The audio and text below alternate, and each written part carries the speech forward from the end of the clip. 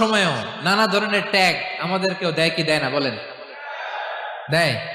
আমাদেরকে কি বলে? মৌলবাদী বলে, বলে বলে ওই যে রাজাকার বলে। হ্যাঁ, রাজাকার রাজাকার খেলার দিন শেষ। মন মতো হইলে মুক্তিযোদ্ধা, মন মতো না হইলে রাজাকার, এই দিন শেষ। ওই দিন আর নাই, এই কার্ড দিয়ে আর খেলার দিন নাই। এগুলো মানুষ আর খায় না এখন, এগুলো গিলে না আর। সাধারণ মানুষ বড্ড সচেতন।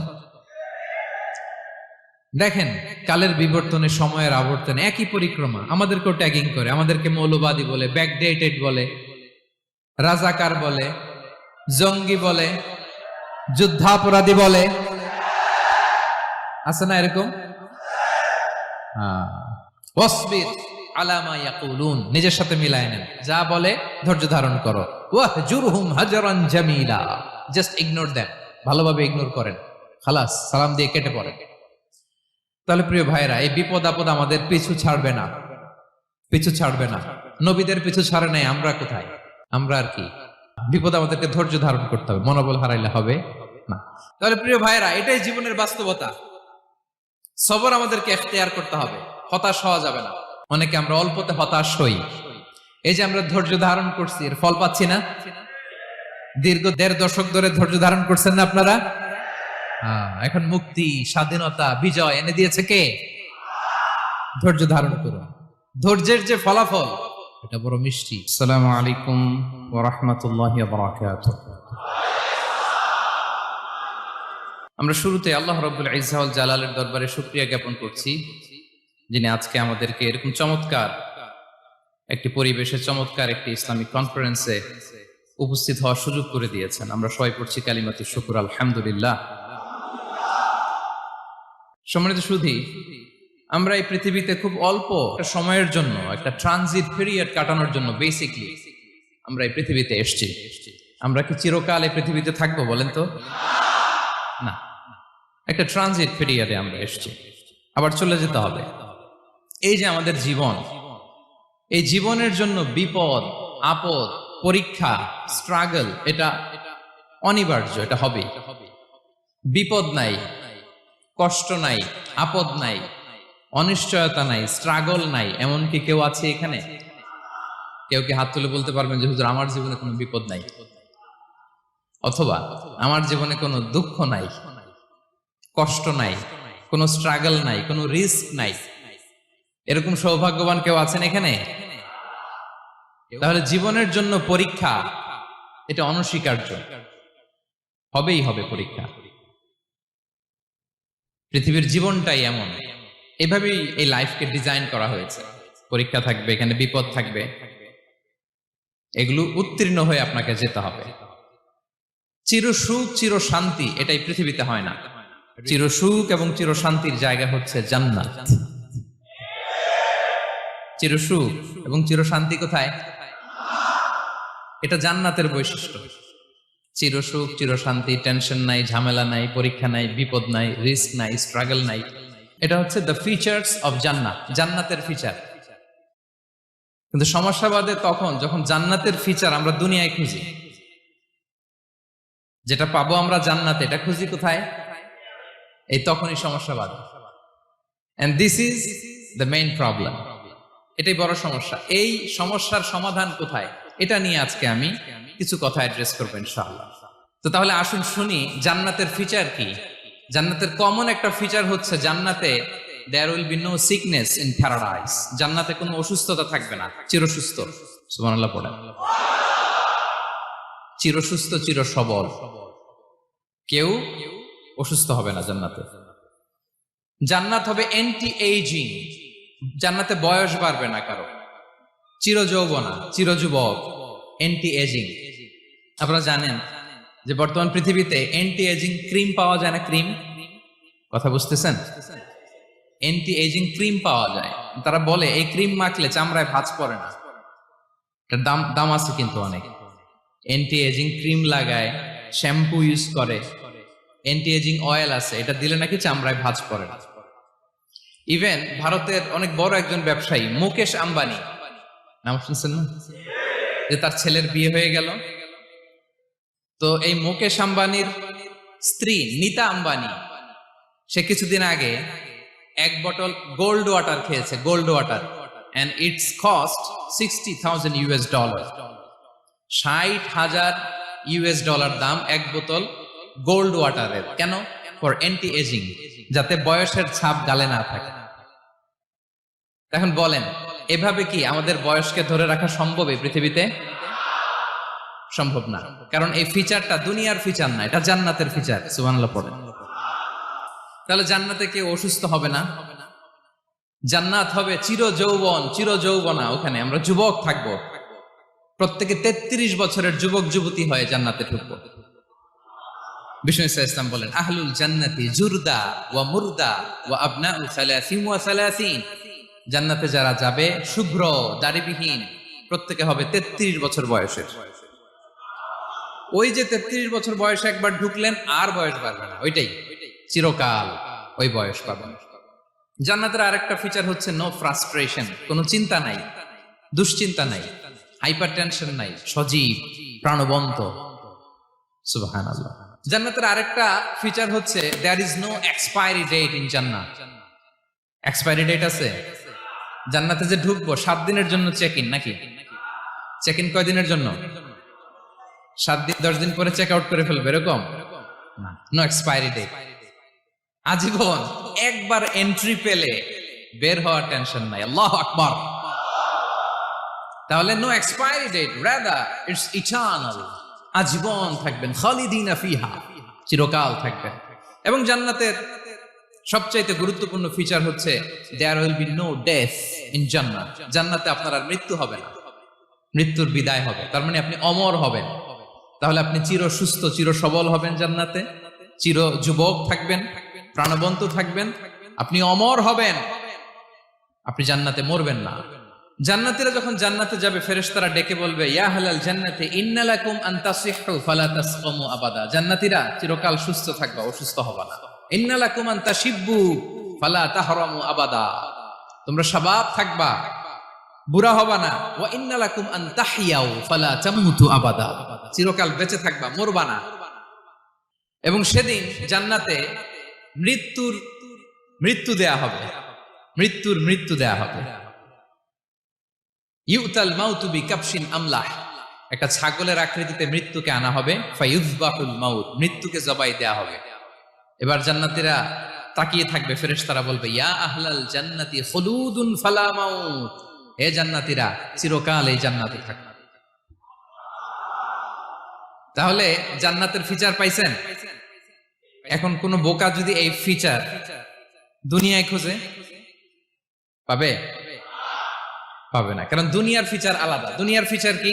এই দুনিয়াতে বিপদ আসবে, কষ্ট আছে দুনিয়াতে, হতাশা আছে, ভয় আছে, অসুস্থতা আছে, বার্ধক্য আছে, এবং এই দুনিয়ার একটা এক্সপায়ারি ডেট আছে না? দ্য ডে ইউ ডাই, যেদিন আপনি মারা যাবেন, এটা আপনার এক্সপায়ারি ডেট, চলে যেতে হবে, চলে যেতে হবে। এই পৃথিবীতে মৃত্যুর অস্তিত্ব আছে, সবকিছু থমকে দিয়ে, আপনাকে চমকে দিয়ে মৃত্যু চলে আসবে, ঠিক কিনা বলেন? তাহলে এগুলো হচ্ছে দুনিয়ার ফিচার। এই দুনিয়াতে বিপদ আপদ, কষ্ট, ঝুঁকি, স্ট্রাগল, বার্ধক্য, অসুস্থতা, এগুলো নিয়ে আমাদেরকে টিকে থাকতে হয়। এটা দুনিয়ার ফিচার, মিলায় ফেললে হবে না। জান্নাতের ফিচার একটা, দুনিয়ার ফিচার আরেকটা। দুনিয়াতে কষ্ট থাকবে, বিপদ আপদ থাকবে। এই দুনিয়ার ফিচারটা আল্লাহ তাআলা কোরআনের একটা আয়াতে খুব চমৎকার ভাবে উল্লেখ করেছেন, সেটা দিয়েই আমি আলোচনা শুরু করেছি। আল্লাহ তাআলা ইরশাদ করছেন, ওয়ালা নাবলুওয়ান্নাকুম বিশাইইম মিনাল খাউফি ওয়াল জুই ওয়া নাকসিম মিনাল আমওয়ালি ওয়াল আনফুসি ওয়াস সামারাত ওয়া বাশশিরিস সাবিরিন। আল্লাহ তাআলা বলছেন, অবশ্যই অবশ্যই আমি তোমাদেরকে পরীক্ষা করব, ভয় দিয়ে, ক্ষুধা দিয়ে, সম্পদের ঘাটতি দিয়ে, আতঙ্ক দিয়ে, প্রাণনাশ দিয়ে, ফল ফসলের হানি দিয়ে পরীক্ষা করব। কিন্তু এই পরীক্ষায় যারা উত্তীর্ণ হবে, যারা সবর ইখতিয়ার করবে, ওয়াবাশশিরিস সাবিরিন, ধৈর্যশীলদের জন্যই হচ্ছে সুসংবাদ। আলহামদুলিল্লাহ পড়ে। তাহলে সম্মানিত সুধী, আমরা বুঝতে পারলাম এই পৃথিবীর ফিচার হচ্ছে এখানে বিপদ থাকবে, বিপদ ছাড়া কেউ থাকবে না। স্ট্রাগল থাকবে, কষ্ট থাকবে, ঝুঁকি থাকবে, রিস্ক থাকবে, এবং নানা ধরনের বিপদ আপদ দিয়ে আল্লাহ তাআলা আমাদেরকে পরীক্ষা করবেন। এটা মাস্ট, এটা আমাদের মাইন্ডসেটে নিয়ে নিতে হবে। মাইন্ডসেটে এটা ক্লিয়ার থাকতে হবে। চিরসুখ চির শান্তি এই দুনিয়াতে মিলবে, কোথায় মিলবে তাহলে? এটা তাহলে বিপদ আসবেই, আপদ আসবেই, পরীক্ষা থাকবেই আমাদের জীবনে। তবে ইন্টারেস্টিংলি মজার বিষয় হচ্ছে পরীক্ষাটা এক একজনের এক এক রকম। পুরো পৃথিবীটা একটা পরীক্ষা ক্ষেত্র, কিন্তু কারো প্রশ্নপত্রের সাথে কারো প্রশ্নপত্রের কোনো মিল নাই। সুবহানাল্লাহ। আমার পরীক্ষা একরকম, আপনার পরীক্ষা আরেক রকম, ওই ভাইয়ের পরীক্ষা আরেক রকম, ওনারটা আরেক রকম। সবাই পরীক্ষার্থী, সবাই পরীক্ষার্থী, কিন্তু কারো প্রশ্নপত্রের সাথে কারো প্রশ্নপত্রের কোনো মিল নাই। কারোর জন্য পরীক্ষা হচ্ছে সে খুব অসুস্থ, প্রচন্ড অসুস্থতা, তার জন্য পরীক্ষা।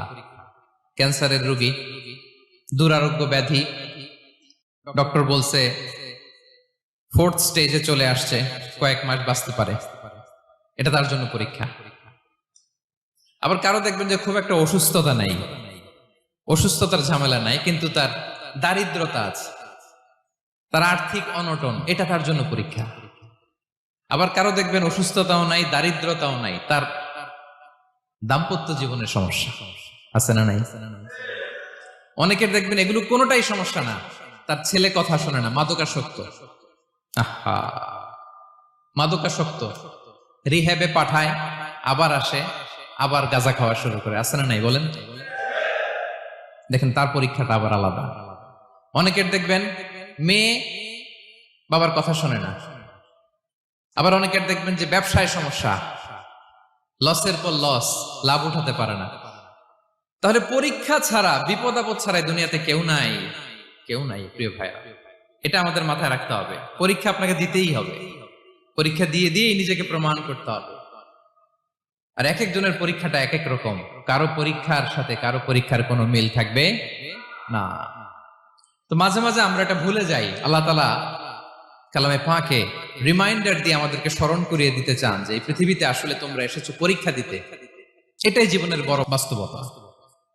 আমাদের জীবনে যত হতাশা, আমাদের জীবন নিয়ে যত অভিযোগ, আমাদের মনে যত কষ্ট, আমাদের হৃদয়ের ভেতরে যত অস্থিরতা, তার মূলে হচ্ছে এই সমস্যা যে আমরা ভুলেই গেছি আমরা পরীক্ষা দিতে আসছি। এটা যদি ভুলে না যান, এটা যদি আপনার মাইন্ডসেটে থাকে যে পুরো জীবনটা একটা পরীক্ষা, তাহলে দেখবেন কোনো কিছু আপনাকে কাবু করতে পারবে না। আপনি হতাশ হবেন না, জীবন নিয়ে আর অভিযোগ থাকবে না, আপনি ভেঙে পড়বেন না, সব অভিযোগ হতাশা দূর হয়ে যাবে। তারপর বুঝতে পারলাম পরীক্ষা আপনাকে দিতেই হবে। পরীক্ষা দেয়া ছাড়া এই পৃথিবী থেকে চলে যাওয়ার কোনো চান্স বা সুযোগ আমাদের কারো নেই। সূরাতুল আনকাবুতে আল্লাহ তাআলা এই কথাটা আরো চমৎকার ভাবে বলেছেন। আল্লাহ তাআলা ইরশাদ করছেন, আহাসিবান নাসু আইয়ুতরাকু আইয়াকুলু আমান্না ওয়া হুম লা ইফতানুন ওয়ালাকাদ ফাতান্নাল্লাযীনা মিন ক্বাবলিহিম ফালা ইয়া'লামান্নাল্লাহু আল্লাযীনা সাদাকু ওয়া লা ইয়া'লামান্নাল কাযিবিন। আল্লাহ বলেন, মানুষ কি ভেবেছে সে শুধু বলবে আমি ঈমানদার আর তাকে আমি জান্নাতে ঢুকাই দিব? না, কখনো না, কোশ্চিন কালেও না। বরং পূর্ববর্তীকালে যারা পৃথিবীতে এসেছিল তাদেরকে আমি পরীক্ষায় নিয়েছি, পরীক্ষা করেছি, এবং তাকেও ঈমানের প্রশ্নে সে সত্যবাদী না মিথ্যাবাদী পরীক্ষা দিয়ে দিয়ে নিজেকে প্রমাণ করতে হবে। ঠিক কিনা বলেন? পরীক্ষা দিয়ে আপনাকে প্রমাণ করতে হবে। এবং এই পরীক্ষার ব্যাপারটা, এটা যে শুধু আমরা সাধারণ মানুষ আমাদের জীবনে দুঃখ বিপদ পরীক্ষা এমনটা না। এই পৃথিবীর সবচাইতে শ্রেষ্ঠ মানুষ যারা ছিলেন তাদেরকে আল্লাহ পরীক্ষা নিয়েছেন। বলেন তো এই পৃথিবীতে সবচাইতে শ্রেষ্ঠতম মানুষ কারা? সবচাইতে শ্রেষ্ঠ ভালো মানুষ কারা ছিল পৃথিবীতে? বলেন তো নবীরা। আওয়াজ করে বলেন তো কারা? তো বলেন তো নবীদের জীবনে পরীক্ষা ছিল কি ছিল না? হ্যাঁ ছিল। বেশি না কম? বিষ্ণু ইসলামকে জিজ্ঞাসা করা হলো, আইয়ুন নাসি আশাদ্দু বালাআন ইয়া রাসূলুল্লাহ, হে আল্লাহর রাসূল এই পৃথিবীতে কাদের জীবনে পরীক্ষা বেশি? বিষ্ণু ইসলাম বললেন, আল আম্বিয়া, নবীদের জীবনে। আল আম্বিয়া সুম্মাল আমসাল ফাল আমসাল, ওটা বিশ্বের জন্য, ওটা মানবতার জন্য আমি তোমাকে লিডার বানাই দিতে। ইযামুল জাযাই মা ইযামিল বালা। পরীক্ষা যত বড়, ওই পরীক্ষায় পাস করলে সবচাইতে জীবনে পরীক্ষার সম্মুখীন সবচাইতে বেশি হয়েছেন নবীরা। তারপরে নবীদের পরবর্তী অবস্থান যাদের, সিদ্দিকীন যারা, সোহাদা যারা, সলিহীন যারা, আল্লাহওয়ালা যারা, তাদের জীবনে পরীক্ষা বেশি। ইউবতালার রাজুলু আলা হাসাবি দীনি, ব্যক্তির দিনদারি যত বেশি, তার জীবনে আল্লাহর পরীক্ষাও তত বেশি। আপনি আল্লাহওয়ালা হবেন, আপনার জীবনে পরীক্ষাও অনেক বেশি। এজন্য ইমানদার হওয়া যেমনি মর্যাদার, ইমানদারের জীবনে পরীক্ষাও হবে অনেক বেশি। এবং পরীক্ষা যত বড়, খেয়াল রাখতে হবে, মন খারাপ করার কোনো সুযোগ নেই। পরীক্ষা যার জীবনে যত বড়, সেটাতে সফল হতে পারলে ওটার প্রতিদানও বড়। পরীক্ষা যত বড়, এটাতে সাকসেস হইতে পারলে এটার রিওয়ার্ডও তত বড়। বিষ্ণু ইসলাম বলেন, ইযামুল জাযাই মা ইযামিল বালা। বালা যত বড়, জাযাও তত বড়, প্রতিদানও তত বড়। কারণ নবীদের জীবনে যদি খেয়াল করেন, দেখবেন যেই নবীর জীবনে পরীক্ষা যত বেশি, সেই নবীর জীবনে সফলতাও তত বেশি। সাইয়েদনা ইব্রাহিম আলাইহিস সালামের কথাটা একটু খেয়াল করেন তো, বলেন তো, ওনার জীবনে পরীক্ষা কেমন ছিল, বেশি না কম? ওনার জীবনের পরীক্ষা থেকেই তো আমরা এই শব্দটা ব্যবহার করি, আমরা বলি অগ্নি পরীক্ষা। কি বলি? মানে আগুনে নিক্ষেপ করা হয়েছে সাইয়েদনা ইব্রাহিম আলাইহিস সালামকে। তাও স্বাভাবিকভাবে না, উলঙ্গ করে, ন্যাকেট করে ওনাকে অপমানিত করবার জন্য ওনার গায়ের জামা কাপড় খুলে উলঙ্গ অবস্থায় আল্লাহর খলিল সাইয়েদনা ইব্রাহিম আলাইহিস সালামকে অগ্নিকুণ্ডে নিক্ষেপ করা হয়েছিল। এরকম এক্সপেরিয়েন্স এই অডিটোরিয়ামের ভেতরে আমাদের কখনো হয়েছে? তাইলে সাধারণ মানুষের জীবনের পরীক্ষা আর নবীদের জীবনের পরীক্ষার মধ্যে পার্থক্য আছে না নাই? ওই পরীক্ষায় উনি পাশ করে ফেললেন। ৮৬ বছর পর্যন্ত আল্লাহর কাছে দোয়া করলেন, আল্লাহ আমাকে একটা নেককার সন্তান দাও। আল্লাহ সন্তান দেয় না। ৮৬ বছর পরে আল্লাহ তাআলা সাইয়েদনা ইব্রাহিম আলাইহিস সালাম এবং হাজারের ঘরকে উজালা করে সন্তান দিলেন। সাইয়েদনা ইসমাঈল আলাইহিস সালাম পৃথিবীতে আসলেন কত বছর বয়সে? ৮৬ বছর বয়সের এখানে কেউ আছেন? হ্যাঁ, আছি আমরা? কেউ নাই। ৮৬ বছর বয়সে প্রথম সন্তান পেয়েছে। তাদের ঘরকে উজালা করে আল্লাহর নবী সাইয়েদনা ইসমাঈল আলাইহিস সালাম আসলেন। এবার আল্লাহ বললেন, যাও স্ত্রীকে আর এই কলিজার টুকরা সন্তানকে, থাকো তো প্যালেস্টাইনে, প্যালেস্টাইন থেকে ১৫০০ কিলোমিটার দূর, দ্য ব্যারেন ল্যান্ড, ওই মক্কার ধুধুমরু প্রান্তরে রেখে আসো, যেখানে কেউ নাই, মানুষ নাই, গাছ নাই, পাখি নাই, পানি নাই, যাও রেখে আসো। আচ্ছা বলেন তো, ৮৬ বছর পরে যে লোকটা সন্তান পেল, পজিশন উত্তর দিন, ৮৬ বছর পরে যে লোকটাকে আল্লাহ তাআলা সন্তান দিল, তার হৃদয়ে ওই সন্তানের জন্য মায়া বেশি না কম? এমনি তো আমাদের প্রথম সন্তান, আমাদের প্রথম সন্তানের হিস্ট্রিটা একটু খেয়াল করেন। প্রথম আমাদের যে মেয়ে হয়েছিল বা যাদের ছেলে হয়েছিল, তার প্রতি আদর, সোহাগ, দরদ, ভালোবাসা, আল্লাহ কত ছিল। আর ৮৬ বছর বয়স আল্লাহ তাআলা ওনাকে সন্তান দিলেন, দিয়ে বললেন, যাও হাজারকে আর ইসমাঈলকে মক্কার ধুধুমরু প্রান্তরে রেখে আসো। আল্লাহ তাআলা বলতে দেরি, চলে যেতে দেরি নাই, মুহূর্তে উনি রওনা হয়ে গেলেন। সুবহানাল্লাহ বলবেন। রেখে আসলেন মক্কার ধুধুমরু প্রান্তরে।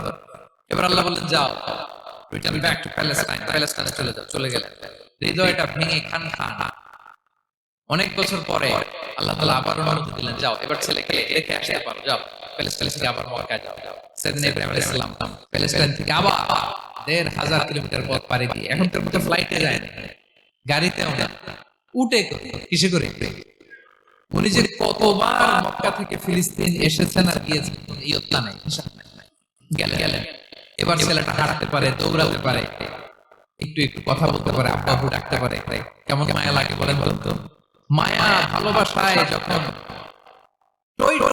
ঠিক ওই মুহূর্তে আল্লাহ বললাম, ছেলেকে জবাই করছে। আল্লাহ তাআলা বলতে দেরি করেছেন, আল্লাহর আদেশ পালনে ১ সেকেন্ড তিনি দেরি করেন নাই। ছুরি চালালেন, জান্নাত থেকে দুম্বা নিয়ে আসা। এভাবে আল্লাহর নবী ইব্রাহিম আলাইহিস সালাম ওনার জীবনের প্রতিটি ক্ষেত্রে যেখানে আল্লাহ তাআলা ওনাকে পরীক্ষা নিয়েছেন, উত্তীর্ণ হয়েছেন। এবং দেখেন ওনাকে আল্লাহ তাআলা কি উপহার দিলেন, আল্লাহ তাআলা ওনাকে খলিলুল্লাহ উপাধি দিলেন। আল্লাহর ওয়াহদাত সুবহানাল্লাহ। আল্লাহ তাআলা বলছেন ওয়া ইযি বিতালা ইব্রাহিম রাব্বুহু বিকালিমাতিন ফাআতাম্মাহুম ক্বালা ইন্নী জা'iলুকা লিন-নাসি ইমামা। আল্লাহ অনেক অনেক পরীক্ষা নিয়েছেন সাইয়েদনা ইব্রাহিম আলাইহিস সালাম।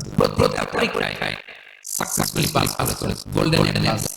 আল্লাহ বলেন ইন্নী জা'iলুকা লিন-নাসি ইমামা, I'm gonna make you the leader for the entire humanity. I'm gonna appoint you as a leader for the entire. এটা ফলাফল প্রতিদান। তাহলে দেখেন প্রিয় ভাই, সাইয়েদনা ইব্রাহিম আলাইহিস সালামের জীবনে পরীক্ষার শেষ ছিল। আমি খাই আল্লাহর খলিলের জীবনে যদি এত পরীক্ষা থাকতে পারা, আমি বলেন। এবার বলেন সাইয়েদনা মূসা আলাইহিস সালাম, ওনার জীবনে তো পরীক্ষা ছিল না। জন্ম হয়েছে পরীক্ষার মধ্যে দিয়ে। মিশরের ছেলে সন্তান হলে ফেরাউন বোঝাবাই করে। ওনার মা সিন্ধুকে করে ভাষায় নীল কি একটা রোমাঞ্চকর পরিস্থিতির মধ্যে দিয়ে আল্লাহ তাআলা ওনাকে বাঁচালেন। জন্ম হয়েছে পরীক্ষার মধ্যে। বড় হইলেন, ফেরাউন হয়ে দেশ ত্যাগ করলেন, মিশরকে মাদিয়া। আবার আল্লাহ রাসূল ফিরে আসে, আবার ফেরাউনের সাথে বিতর্ক যুদ্ধ। একটা রাত আল্লাহ মূসা আলাইহিস সালাম শান্তি মিশরে সমাতে পারেন নাই। একটা রাত শেষ পর্যন্ত ফেরাউন সাল্লাল্লাহু হাওয়া করেছে। ফেরাউনের বংশের পর্যন্ত হাওয়া করেছে। তার মানে মূসা আলাইহিস সালাম এই বদা পরীক্ষায় এগুলো থেকে মুক্তি পান নাই। এবার মূসা আলাইহিস সালামের কথা, ওনার জীবনে তার পরীক্ষা ছিল না। কি পরীক্ষা ছিল? আল্লাহু আকবার। Same scenario goes to the background of every messenger in the world. সব নবীর একই ঘটনা ঘটেছে। সাইয়েদনা ঈসা আলাইহিস সালাম দাওয়াত দিলেন, তার বিরোধিতা শুরু হলো, ওনাকে তার ষড়যন্ত্র হলো। ইভেন ওনাকে মারার জন্য বনী ইসরাঈলরা উদ্ধত হলো। জানে বাজ করার জন্য পালালেন, পরে ঢুকলেন, চারদিকে ঘেরাও করলেন। উনি দরজা লাগাই দিলেন। ওরা বলা এক দরজা ভেঙে জানালা ভেঙে ঢুকে দেখো বেটা ঈসা কি করে, ভিতরে ঢুকছে। ঢুকার সাথে সাথে আল্লাহু ইলাইহি, আল্লাহ তাআলা ঈসা আলাইহিস সালাম উপরে উঠায় নিলেন। আর যেই লোকেরাকে তারা ভিতরে ঢুকালো তারাকে আল্লাহ তাআলা ঈসা আলাইহিস সালামের চেহারা করে দিলেন। এবার বাইরের সাথীরা বলে ঘটনা কি, বেটা ঈসাও বের হয় না, আমাদের লোকরাও বের হয় না, সবাই ঢুক। দরজা ভেঙে ভিতরে দেখে ঈসা দাঁড়ায় আছে। বলেন এটা ঈসা না ঈসা, এটা কি আসলে ঈসা? মা কাতালু মা সালাহু ওয়ালা শুবিহা লাহুম। আল্লাহ বলে তোমরা আমার ঈসাকে হত্যাও করতে পারো না, শুলে চড়াতে পারো না। আমি সেফটি সিকিউরিটি দিয়ে আমার নবী ঈসা আলাইহিস সালামকে আকাশে তুলে দিয়েছি। তাহলে ওনার জীবনে পরীক্ষা শেষ ছিল না। এবার যদি আমরা বিশ্বনবী সাল্লাল্লাহু আলাইহি ওয়াসাল্লামের জীবনের দিকে তাকাই, ওনার জীবনটা দেখেন তো। আমাদের প্রিয় নবী বিশ্বনবী মুহাম্মদুর রাসূলুল্লাহ সাল্লাল্লাহু আলাইহি ওয়াসাল্লাম, ওনার জীবনে কি স্ট্রাগল ছিল? মাক্কি জীবনের কথা যদি একটু খেয়াল করেন, দেখেন তো 3 বছর শিয়াবে আবি তালেবের জেল কেটেছেন, না খেয়েছিলেন। ওনার বংশের লোকেরা প্রথমে ছাগল খেয়েছে, ছাগলগুলো যখন ছাগলের চামড়াগুলো শুকিয়ে ওইটা খাইছে। গাছের পাতা ছাল এগুলো খেয়ে খাবারের অভাবে বেহুশ হয়ে পড়ে থাকতে পারা। না খেয়ে কয়দিন ছিলেন আপনি? আমি কয়দিন ছিলাম না খেয়ে? মনেই তো পড়ে না না খেয়েছিলাম কিনা কোনোদিন। হচ্ছে মাক্কি জীবন। মেন্টালি প্রেসার দেয়া হয়েছে। বিশ্বনবীর চাচা আবু লাহাব, তার 2 ছেলে উতবা আর তাইবা, তাদের সাথে বিয়ে দিয়েছিলেন 2 মেয়ের। যখন দাওয়াত দেওয়া শুরু করলেন 2 মেয়েকে ডিভোর্স দিয়ে দিলেন। দেখেন একটা বাবার জন্য প্রাপ্তবয়স্ক মেয়েকে যখন উঠায় আনে আর আগে ডিভোর্স দেয়, তার মানসিক অবস্থাটা কেমন থাকে বলেন? মেন্টালি প্রেসারাইজ করা হয়েছে, ফিজিক্যালি হ্যারাস করা হয়েছে। বিষ্ণু ইসলাম যখন নামাজে দাঁড়াতেন, উটের পচা নারী ভুঁড়ি বিষ্ণুবীর কাঁধে চাপিয়ে দেওয়া হতো। আপনার জীবনে এরকম ঘটছে কখনো? আপনি নামাজ পড়তেছেন, উটের পচা নারী ভুঁড়ি আপনার কাঁধে চাপিয়ে দেওয়া হয়েছে। কয়দিন হয়েছে এরকম? কয়দিন হয়েছে? হ্যাঁ, তারপরে তো আলহামদুলিল্লাহ বেরোয় না মুখ দিয়ে। কেমন আছেন হুজুর? কোয়েন না, বেশি একটা সুবিধার না, তাই না? বেশি একটা একটু মিলাবেন। কতটুকু পরীক্ষা আমরা দিয়েছি? তায়েফে গেলেন বিশ্বনবী। তায়েফে গেছিলেন জমির বায়না দিতে, তাই না? জমি কিনবে তায়েফে। তায়েফবাসীদেরকে জাহান্নামের আগুন থেকে বাঁচাতে গিয়েছিলেন, নিজের জন্য না। সেখানে তায়েফের ছেলেরা পাথর মেরেছে বিষ্ণু ইসলামের গায়ে। এত শুভ্র দেহ ছিল, চেহারা ছিল, বিষ্ণুবীর গা দিয়ে ঝরঝর করে রক্ত ঝরেছে। ফিজিক্যাল হ্যারাসমেন্টের শিকার হয়েছেন বিষ্ণু ইসলাম। যখন যেদিন বিষ্ণু ইসলামকে হত্যার ষড়যন্ত্র করা হলো, আল্লাহ তাআলার আদেশে তিনি মক্কা থেকে মদিনায় হিজরত করলেন। মদিনাতে যে একটা রাত, সপ্তম হিজরির আগ পর্যন্ত শান্তিতে ঘুমাতে পারেন নাই। 3 দিকে 3 ইহুদি বসতি, বনু কাইনুকা, বনু নদীর, বনু কুরাইজা। আহা, খাওয়ার মধ্যে বিষ মিশিয়ে দেয়া হয়েছিল বিষ্ণু ইসলামের। বাজুর, খাসির বাজুর রান পছন্দ করতেন। এক ইহুদি মহিলা বিষ্ণু ইসলামের ওই রানের মধ্যে বিষ মিশিয়ে দিয়েছিল। ওই বিষের যন্ত্রণায় মৃত্যুর আগ পর্যন্ত বিষ্ণুনবী কাতরাতেন, এবং উনি ইন্তেকালের সময় ওই বিষের ব্যথা যন্ত্রণাতেই ইন্তেকাল করেছেন। বিষ্ণুনবীর ইন্তেকালটা শাহাদাতের ইন্তেকাল ছিল। বিষ্ণু ইসলাম বলেছেন, ওই যে খায়বার এলাকার ওই মহিলা যে আমার খাবারে বিষ মিশিয়েছিল, সেই বিষের যন্ত্রণা, বেদনা, কষ্ট আমি অনুভব করছি। খেয়ে না খেয়ে দিন প্রচারের কাজে নিজেকে দিয়েছ বিলিয়ে, তায়েফের কাফিরেরা চিনল না সে আলো, দুষ্ট ছেলেদের পিছু দিল লেলিয়ে, পাথরের আঘাতে ক্ষত বিক্ষত হয়ে সারা শরীর থেকে রক্ত ঝরে। হে রাসূল তোমাকে ভুলি আমি কেমন করে, হে রাসূল তোমাকে ভুলি আমি কেমন করে।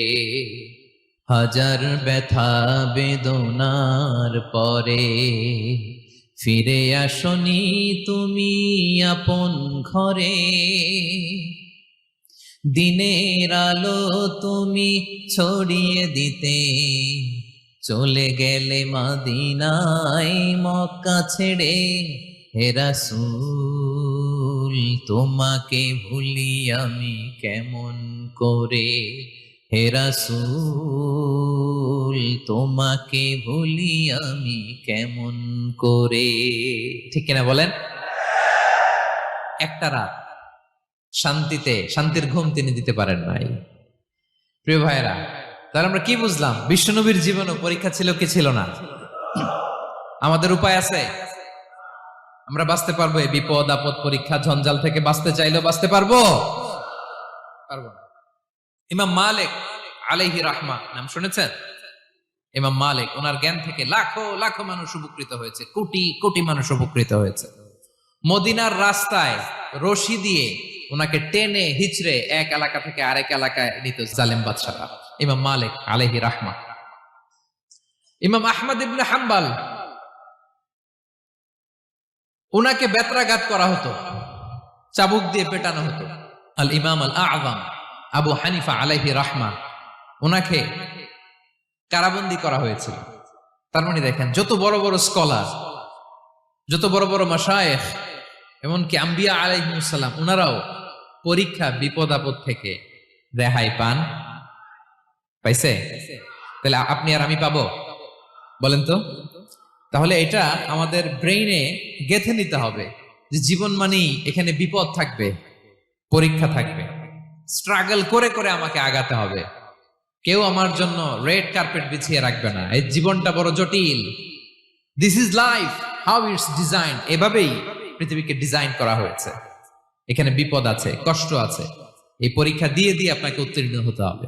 বুঝতে পেরেছেন প্রিয় ভাইরা? নাও দ্য কোশ্চেন আরাইজেস, এখন প্রশ্ন হচ্ছে, কেন আল্লাহ এই পরীক্ষা নেন? কেন? আল্লাহ তাআলা সূরা মুলকে বলেছেন, এই পৃথিবী সাজানোর, এই জীবন মৃত্যুর এই খেলা, এটার উদ্দেশ্যটাকে আল্লাহ তাআলা স্পষ্ট করে বলেছেন। আল্লাযী খালাকাল মাউতা ওয়াল হায়াতা লিয়াবলুয়াকুম আইয়ুকুম আহসানু আমালা। জীবন মৃত্যু দিয়ে তোমাদের জীবনকে সাজানো হয়েছে এজন্য, যাতে করে তিনি তোমাদের পরীক্ষা করতে পারেন। কি করতে পারেন? তোমাদের মধ্যে কে সৎকর্মে অগ্রগামী, কে কাজে ভালো, আমলে ভালো, এটা দেখার জন্য। বেসিকলি আল্লাহর দেখার প্রয়োজন নাই, আমাদেরকে দেখানোর জন্য এই পরীক্ষার আয়োজন। আমি ভালো করবো না খারাপ করবো এটা আল্লাহ জানে না, তো ওনার পরীক্ষা করা লাগে কেন? কথা বলেন।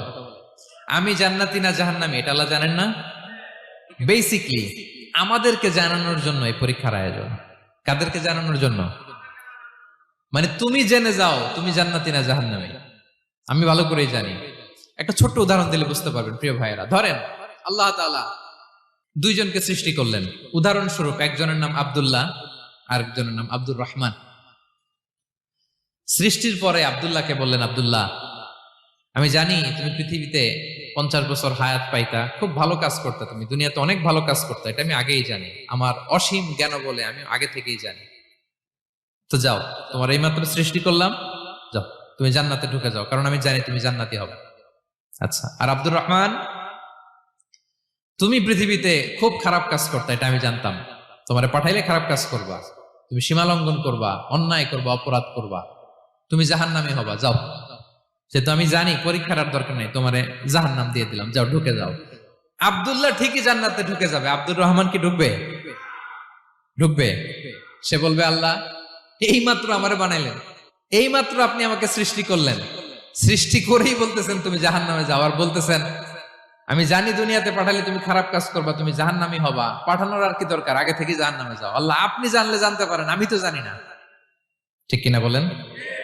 সে বলবে, না আল্লাহ আপনি ভুল বলতেছেন, এই দুনিয়াতে পাঠাইলে আমি খুব ভালো কাজ করতাম, আমি সীমা লঙ্ঘন করতাম না, নামাজ পড়তাম, রোজা রাখতাম, হজ করতাম, যাকাত দিতাম, সাদাকা করতাম, চ্যারিটি করতাম, জনকল্যাণকর সব ভালো কাজগুলো আল্লাহ আমি করতাম। এজন্য আল্লাহ তাআলা পরীক্ষার আয়োজন করেছেন, যাতে করে তুমি জেনে যাও যে পৃথিবীতে তুমি কি করেছ। এখন আর আল্লাহকে এক্সকিউজ দেওয়ার সুযোগ নেই। আচ্ছা বলেন তো, আবু জাহেলকে যদি আল্লাহ এখন কিয়ামতের দিন বলে, Abu Jahl go to the hell fire, Abu জাহেলের কিছু বলার সুযোগ আছে? কারণ ও দুনিয়াতে কি করে আসছে এটাও জানে না। ফেরাউনকে ডেকে যদি আল্লাহ বলে, ফেরাউন তুমি জাহান্নামে যাও, go to the hell fire, ওর কি কোনো এক্সকিউজ দেওয়ার সুযোগ আছে? বলেন, সুযোগ আর আছে? কারণ তুমি দুনিয়াতে কি করেছো তোমার চেয়ে ভালো কেউ আর জানে। পৃথিবীতে এই পরীক্ষার এই আয়োজনের সবচাইতে বড় উদ্দেশ্য হচ্ছে যাতে করে আমরা দেখে যাই যে আমরা কি কাজ করছি। কেউ যখন পরীক্ষা দেয় প্রিয় ভাইরা, ওই পরীক্ষায় কত পাবে তার একটা হিসাব আছে না? বলেন, আপনি গণিত পরীক্ষা দিয়ে আসছেন, যে 100-তে 100 পাবে সে বলতে পারে আমার সব অঙ্ক হয়েছে, ঠিক কিনা বলেন? আর যে লাড্ডু গুড্ডু বুঝছেন তো, কিছুই পারে নাই, ঘোড়ার ডিম, তারও একটা হিসাব আছে যে সে কিছুই লিখে আসতে পারে নাই। তাই পৃথিবীতে এই পরীক্ষার আয়োজনের প্রধানতম কারণ হচ্ছে যাতে করে আমরা বুঝে যেতে পারি যে আমরা কোথায় যাব, জান্নাতে না জাহান্নামে। প্রিয় সুধী, এ পর্যায়ে আমরা জানবো এই যে পরীক্ষা আল্লাহ তাআলা নিচ্ছেন আমাদেরকে, এই পরীক্ষায় সফল হওয়ার মূল মন্ত্র কি। কোরআনে বিভিন্ন আয়াতে এই পরীক্ষার কথা বলা হয়েছে এবং এই পরীক্ষার সফলতার মূল মন্ত্রও কোরআনে ঘোষিত হয়েছে। আলহামদুলিল্লাহ বলেন। যে আয়াত দিয়ে আমি শুরু করেছি, এই আয়াতে আল্লাহ তাআলা বলেছেন, ওয়াবাশশিরিস সাবিরিন, নবী হে ধৈর্যশীলদেরকে আপনি সুসংবাদ দিন, ধৈর্যশীলদেরকে সুসংবাদ দিন। তার মানে বিপদে ধৈর্য ধারণ করতে হবে প্রিয় ভাইরা। ইন্নামাস সাবরু ইনদা সাদামাতিল উলা, বিপদে আমরা অনেক সময় প্যানিক হয়ে যাই, অস্থির হয়ে যাই, কি করব, হতাশ না। মুমিনরা হতাশ হয় না, ধৈর্য ধারণ করে। কি করে? কি করে?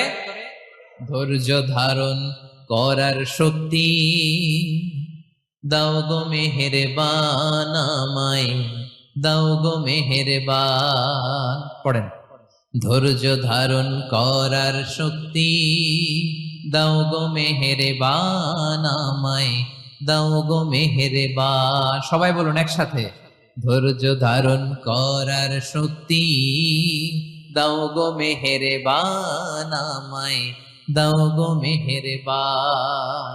বুকের ভেতর ব্যথার নদী বইছে অবিরাম, বইছে বইছে অবিরাম। পড়ুন, ধৈর্য ধারণ করার শক্তি দাও গো মেহেরবান আমায়, দাও গো মেহেরবান। পড়েন আমিন। আল্লাহ যেন বিপদে আমাদেরকে ধৈর্য ধারণ করার তৌফিক দান করে। প্রিয় ভাইয়েরা, ধৈর্য এটা এমন একটা গাছ যে গাছের সারা গায়ে কাটা, কিন্তু এই গাছের ফলটা বড় সুস্বাদু। আই রিপিট, আমি আবারও বলছি, ধৈর্য। এটা এমন একটা গাছ যে গাছের সারা গায়ে কাটা, কিন্তু ফলটা বড় মিষ্টি, ফলটা বড় সুস্বাদু। সবাই ধৈর্য ধারণ করতে পারে না। বিষ্ণু ইসলামকে আল্লাহ তাআলা নানা সময় আশ্বস্ত করেছেন, সান্ত্বনা দিয়েছেন, আর ধৈর্যের বাণী শুনিয়েছেন। আল্লাহ বলেন, ফাসবির কামা সবারা উলুল আজমি মিনার রাসূল। নবী হে, আপনার আগে দৃঢ় প্রত্যয়ী নবীরা যেরকম ধৈর্য ধারণ করেছে, আপনিও ধৈর্য ধারণ করুন। সূরাতুল মুজাম্মিল আল্লাহ তাআলা বলছেন, ওয়াসবির আলা মা ইয়াকুলুনা ওয়াহজুরহুম হাজরান জামিলা। ওরা যাই বলুক, আপনি ধৈর্য ধারণ করুন, ওদের কথাকে ইগনোর করুন। Just ignore what they are saying to you. যা বলে আপনি জাস্ট ইগনোর করেন। ওরা বিষ্ণু ঈসা ইসলামের মনোবলকে ভেঙে দেওয়ার জন্য কখনো বিষ্ণু ঈসা ইসলামকে কবি বলে গালি দিত। কবি কি বলতো? শায়ের। কখনো বলতো মজনুন, পাগল। নাউজুবিল্লাহ পড়বেন না? পাগল বলে গালি দিত। মাঝে মাঝে বলতো কাহিন, গণক। মাঝে মাঝে বিষ্ণু ঈসা ইসলামকে তারা বলতো আবতার, লেস কাটা।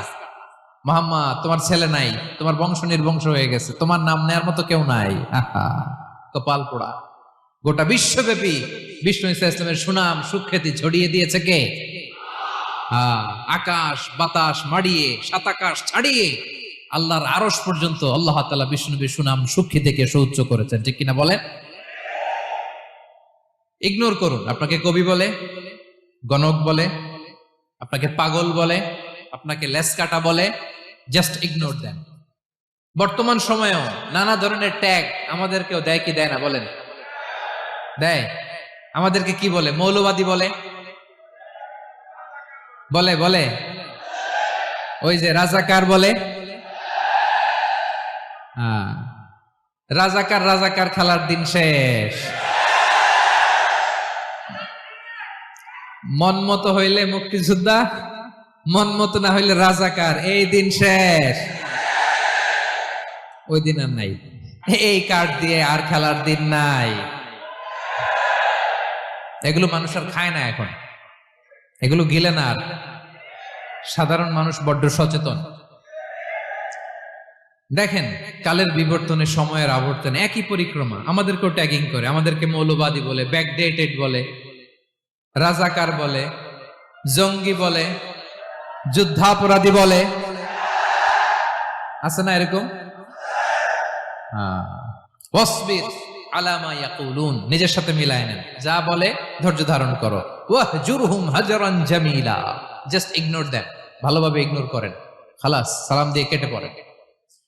তাহলে প্রিয় ভাইরা, এই বিপদ আপদ আমাদের পিছু ছাড়বে না, পিছু ছাড়বে না। নবীদের পিছু ছাড়ে নাই, আমরা কোথায়? আমরা আর কি? বিপদ আমাদেরকে ধৈর্য ধারণ করতে হবে, মনোবল হারাইলে হবে না। দেখেন বিশ্বনবী কিভাবে আপনাদেরকে সান্ত্বনা দেয়। বিশ্বনবী বলেন, আজাবান লি আমরিল মুমিন, মুমিনের ব্যাপারটা বড় আশ্চর্যজনক। ফাইন্না আমরাহু কুল্লাহু লাহু খাইর, মুমিনের জীবনে যা ঘটে সবটাই খাইর, সবটাই কল্যাণ। ইন আসাবাতহু সাররাউ শাকারা ফাকানা খাইরাল্লাহ ওয়া ইন আসাবাতহু দাররাউ সাবারা ফাকানা খাইরাল্লাহ। মুমিনের জীবনে যদি সুখ আসে তাহলে মুমিন শুকরগুজার হয়, এটা তার জন্য ভালো। আর যদি মুমিন জীবনে দুঃখ আসে তাহলে সে সবর ইখতিয়ার করে, এটাও তার জন্য ভালো। সুবহানাল্লাহ। তাহলে দেখেন, আমরা হয় সুখে থাকি নয় দুঃখে থাকি, ঠিক কিনা বলেন? তাহলে সুখের সময় আমরা শুকর করি, কি করি? শুকরগুজার হই। শুকরিয়া করাও একটা ইবাদত, শুকরিয়া করাও কি? আর দুঃখের সময় আমরা সবর করি, সবর করাটাও একটা। তাহলে আমাদের পুরো জীবনটাই ইবাদত, পুরো জীবনটাই। সুখের সময় শুকর আর দুঃখের সময় সবর। আওয়াজ করে বলেন, সুখের সময় শুকর আর দুঃখের সময়। এই দুই ইবাদত মুমিন জীবনে চলমান, কন্টিনিউয়াস, একটা উইন উইন সিচুয়েশন। কি বলেন? উইন উইন হয়ে গেল না? যেই পরিস্থিতিতেই থাকে আমাদের জন্য লাভ। আল্লাহু আকবার। তাহলে প্রিয় ভাইরা, এটাই জীবনের বাস্তবতা। সবর আমাদেরকে ইখতিয়ার করতে হবে, হতাশ হওয়া যাবে না। অনেকে আমরা অল্পতে হতাশ হই। এই যে আমরা ধৈর্য ধারণ করছি, এর ফল পাচ্ছি না। দীর্ঘ ১.৫ দশক ধরে ধৈর্য ধারণ করছেন না আপনারা? এখন মুক্তি, স্বাধীনতা, বিজয় এনে দিয়েছে কে? ধৈর্য ধারণ করুন। ধৈর্যের যে ফলাফল এটা বড় মিষ্টি। ধৈর্য এমন একটা গাছ, এই গাছের সারা গায়ে কাটা, কিন্তু এর ফলটা বড় সুস্বাদু, এর ফলটা বড় মিষ্টি। ধৈর্য ধারণ করার অভ্যাস করতে হবে প্রিয় ভাইরা। মুমিন হতাশ হয় না, হাল ছেড়ে দেয় না। মুমিন ভরসা রাখে একজনের উপর, তিনি কে? লা তাইয়াসু মির রাউহিল্লাহ ইন্নাহু লা ইয়াইয়াসু মির রাউহিল্লাহি ইল্লাল কওমুল কাফিরুন। আল্লাহর রহ থেকে, রহম থেকে নিরাশ হয়ে যাও না। কাফির ছাড়া, অকৃতজ্ঞ ছাড়া কেউ আল্লাহর রহ থেকে, আশা থেকে নিরাশ হয় না। শয়তানের সবচেয়ে বড় মিশন হলো আমাদেরকে হতাশ বানানো, এটা খেয়াল রাখবেন। শয়তানের সবচাইতে বড় মিশন কি? আমাদেরকে হতাশ করে দেয়া। হতাশ বানাইতে পারলে সে সাকসেসফুল, খুশি। কিন্তু আমরা এত সহজে হতাশ হই না, আমরা নিরাশ হই না, আমরা বিপদে হাল ছেড়ে দেই না। আমরা ভরসা রাখি এক মহান সত্তার উপর, তিনি কে? মনে থাকবে, বিপদ আসলে ভেঙে পড়বেন, ভিসা না হইলে কান্নাকাটি শুরু করবেন, ব্যবসায় লস হইলে হাউমাউ, হতাশ হবেন, ভেঙে পড়বেন। ধৈর্য ধারণ করব আমরা। আওয়াজ করে বলেন, আমরা কি করব? সবর। বিপদ ট্যাকেল দেওয়ার প্রথম স্টেপ হচ্ছে সবর। ধৈর্য ধারণ করতে হবে। অবশ্যই সাবিরিন, ধৈর্যশীলদেরকে সুসংবাদ দাও। বিপদ থেকে বাঁচার দ্বিতীয় স্টেপ হচ্ছে এই বিপদ থেকে উত্তরণের চেষ্টা করতে হবে। কন্টিনিউয়াস প্রচেষ্টা চালিয়ে যেতে হবে। ওয়াল্লাযীনা জাহাদু ফিনা লানাহদিয়ান্নাহুম সুবুলানা। যারা আমার রাস্তায় চেষ্টা করে, প্রচেষ্টা করে, স্ট্রাগল করে, তাদেরকে আমি পথ দেখিয়ে দেই, সুবুল দেখিয়ে দেই, ওয়ে আউট দেখায় দেই, এক্সিট দেখায় দেই। কোথাও আটকাবেন না আপনি, আপনাকে এক্সিট দেখাই দিবে কে? মালয়েশিয়াতে কেলুয়ার বলে না? কেলুয়ার কি বলে চিনেন? কেলুয়ার মানে কি? এক্সিট। এক্সিট পেয়ে যাবেন, আটকাবেন না আপনি জীবনে কোথাও। 3 নাম্বার, আল্লাহর উপর তাওয়াক্কুল করতে হবে বিপদ আসলে। ওমাইয়া তাওয়াক্কাল আলাল্লাহি ফাহুয়া হাসবুহ। আল্লাহর উপর যে তাওয়াক্কুল করে, আল্লাহই তার জন্য যথেষ্ট হয়ে যায়। তাহলে বিপদে প্রিয় ভাইরা আমরা প্যানিক হব না, ধৈর্য ধারণ করব, বিপদ থেকে উত্তরণের সর্বোচ্চ প্রচেষ্টা চালিয়ে যাব, আর ভরসা রাখবো একজনের উপর, তিনি কে? আর বিপদ আসলে এটাকে নেগেটিভলি নেবেন না সব সময়। বিপদ আপদ এটা অনেক পজিটিভ, ভালো জিনিস আমাদের জীবনে বয়ে নিয়ে আসে। শাইখুল ইসলাম ইবনু তাইমিয়া আলাইহি রাহমা, উনি বলতেন, খুব দামি কথা, খুব হেভি ওয়েট কথা, মনোযোগ দিয়ে শুনুন। তিনি বলতেন, যে নেয়ামত তোমাকে আল্লাহ থেকে দূরে সরায়, ওই নেয়ামতের চেয়ে বিপদ ভালো, যে বিপদ তোমাকে আল্লাহর দিকে ধাবিত করে। আই রিপিট, আমি আবারও বলি, যে নাজ নেয়ামত তোমাকে আল্লাহ থেকে দূরে সরিয়ে দেয়, সে নাজ নেয়ামতের চেয়ে ওই বিপদ আপদ ভালো, যে বিপদ আপদ তোমাকে আল্লাহর কাছে টেনে নেয়। তাহলে বিপদ আপদ আসলে আপনি হতাশ হবেন? আর কখনো দুঃখ করবেন? মোয়ারের ভাইয়েরা, আর মন খারাপ করবেন? আপনি খেয়াল করে দেখেন, বিপদ আসলে আমরা আল্লাহরে ডাকি বেশি। যখন অসুস্থ আপনি খেয়াল করেন তো, আল্লাহ আল্লাহ তুমি ছাড়া বাঁচানোর কেউ নাই, আল্লাহ আল্লাহ তুমি হেফাজত করো, আল্লাহ তুমি সুস্থ করে দাও। যখন লাইফ থ্রেট, দেখেন আপনি গুম হয়ে যেতে পারেন, আপনার কারাবন্দী করতে পারে, এরকম একটা বিপদের মধ্যে আছেন, তখন খেয়াল করেন তো আল্লাহর সাথে আপনার কানেক্টিভিটি, রিলেশনশিপটা কতটা ডেভেলপ হয়। কারণ বিপদে পড়লে আমরা আল্লাহরে ডাকি বেশি। তাহলে বিপদ আপদেরও কিছু পজিটিভ সাইড বা দিক আমাদের জীবনে আছে না নাই? অনেক পজিটিভ দিক আছে, কয়েকটা শেয়ার করি। 1 নাম্বার, আল্লাহ, 1 নাম্বার পজিটিভ সাইড তো বললাম, ইমাম ইবনু তাইমিয়া যেটা বললেন। এরপরে হচ্ছে মাঝে মাঝে আল্লাহ তাআলা আমাদের মর্যাদাকে আপগ্রেড করতে চায়, এলিভেট করতে চায়। আপনি ধরেন কোন একটা এয়ারলাইন্সের রেগুলার প্যাসেঞ্জার টিকিট কাটেন, মাঝে মাঝে হঠাৎ করে দেখবেন কাউন্টারে গেলে তারা বলে, you are upgraded to business class, অথবা you are upgraded to first class. যেহেতু রেগুলার প্যাসেঞ্জার, অনেক মাইলস জমা হয়েছে, আপগ্রেড করে দেয়। আল্লাহ তাআলা মাঝে মাঝে চায় তিনি আমাদের মর্যাদাকে, র্যাঙ্ক, এটাকে আপগ্রেড করবেন। কিন্তু আমার যে আমল আখলাকের অবস্থা, ওইটা দিয়ে ওই আপগ্রেড র্যাঙ্কে যাওয়ার সুযোগ নাই। বুঝতেছেন কথা? আল্লাহ চায় আমার লেভেল একটু আপ করতে, কিন্তু আমার আমলের যে অবস্থা এতে আমি ওখানে যাই না। তখন আল্লাহ কিছু বিপদ আপদ দিয়ে পরীক্ষা দিয়ে বান্দাকে টেস্ট করে। ওই পরীক্ষায় যদি উত্তীর্ণ হন, সাথে সাথে আল্লাহ তাআলা আপনার লেভেল বা র্যাঙ্ক আপগ্রেড করে দেয়। সুবহানাল্লাহ পড়বেন না? তাহলে লাভ না লস? আওয়াজ করে বলেন, লাভ না লস? মুমিন জীবনের সব লাভ।